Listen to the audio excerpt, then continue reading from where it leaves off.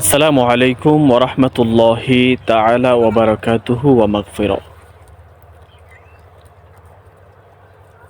দেশ এবং প্রবাস থেকে যারা দেখছেন সকলকে জানাচ্ছি আন্তরিক মোবারকবাদ, অভিনন্দন। সুপ্রিয় দর্শক, আসুন আজকে একটি ঘটনা শোনাই আপনাদেরকে। তো ঘটনাটা হচ্ছে, বান্দাকে আল্লাহ তাআলা কেমন ভাবে কবুল করেন বা বান্দার দোয়া আল্লাহ তাআলা কেমন ভাবে কবুল করেন। হযরতে আহমদ ইবনে হাম্বল, তিনি ওই জামানার সবচাইতে বড় মুহাদ্দিস ছিলেন। তিনি এক সফরে বের হলেন। সফর করতে করতে যখন সন্ধ্যা হয়ে গেল, তিনি দেখতে পেল যে একটা মসজিদ, ওই মসজিদের মধ্যে তিনি গিয়ে বসলেন, নামাজ আদায় করলেন। যখন রাত্র গভীর হলো, ওই সময় মসজিদের যেই খাদেম, তিনি তাকে এখান থেকে বের করে দিচ্ছেন যে মসজিদে থাকা যাবে না, কারণ ইমাম আহমদ ইবনে হাম্বল ফতোয়া দিয়েছেন মসজিদে থাকা ঠিক না বা মসজিদে থাকা যাবে না।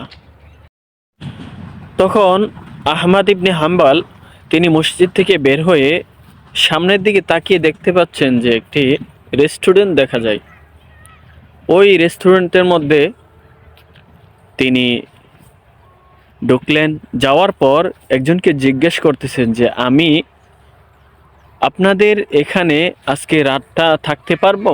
তখন ওই রেস্টুরেন্টের ওয়েটার তাকে বললেন যে হ্যাঁ, অবশ্যই আপনি থাকতে পারেন, আপনি এখানে বিশ্রাম নেন।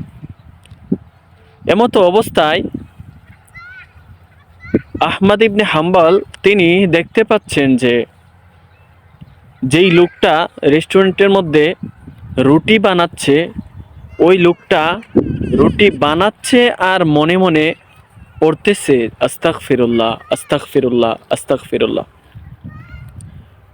অনেকক্ষণ যাবৎ ইমাম আহমদ ইবনে হাম্বল তার দিকে তাকিয়ে আছেন। হঠাৎ করে যিনি রুটি বানাচ্ছেন সে এসে বলল যে হুজুর, আপনাকে দেখছি অনেকক্ষণ যাবৎ আমার দিকে তাকিয়ে আছেন, তো আপনি তাকিয়ে থাকার কারণটা কি?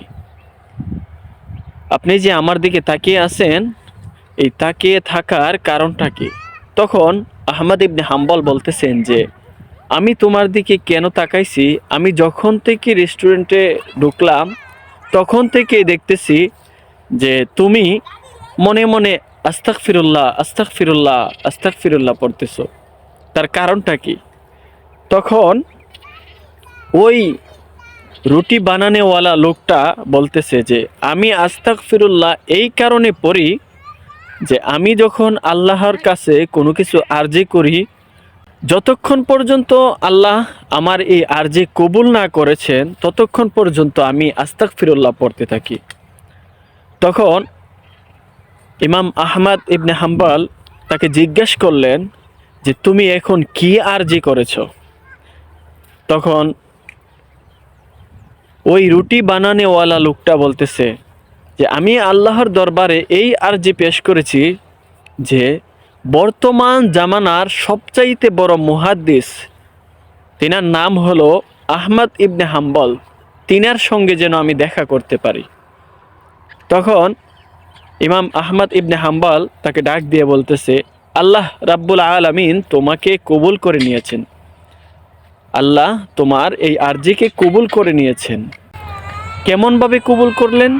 তখন বলতেছে আমি ইমাম আহমদ ইবনে হাম্বল তোমার সামনে দাঁড়িয়ে আছি। সুবহানাল্লাহ। দেখেন, ছোট্ট একটি শব্দ, এই শব্দের মাধ্যমে আল্লাহ রাব্বুল আলামিনের কাছে আপনি যা কিছু চাইবেন আল্লাহ রাব্বুল আলামিন আপনাকে কবুল করে নেবে। এই জন্য আমাদের জীবনে আমল করার অত্যন্ত গুরুত্বপূর্ণ একটি আমল হচ্ছে আস্তাগফিরুল্লাহ পাঠ করা। আমরা সকলেই যেন এই ছোট্ট আমলটি করতে পারি। আল্লাহ রাব্বুল আলামিন যেন আমাদের সকলকে কবুল করে, আমিন। আসসালামু আলাইকুম ওয়া রাহমাতুল্লাহি ওয়া বারাকাতুহু।